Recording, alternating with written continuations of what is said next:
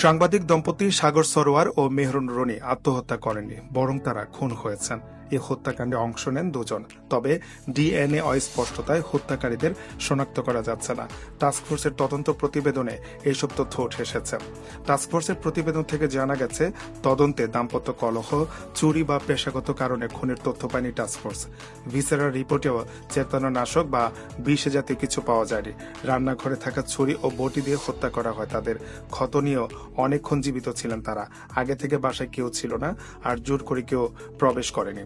প্রতিবেদনে আরো বলা হয়, ঘটনাস্থলে 4 জনের ডিএনএ পাওয়া যায়। এর মধ্যে 3 জন পুরুষ ও 1 জন নারী, যাদের মধ্যে 2 জন সাগর রনি।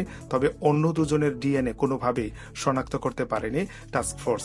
তাই হত্যার মোটিভ ও খুনে কারা জড়িত সেই বিষয়টিও এখন পর্যন্ত সুনির্দিষ্ট করা যায়নি। শেখ হাসিনার সরকার পতনের পর 2012 সালের 11 ফেব্রুয়ারি রাতের চাঞ্চল্যকর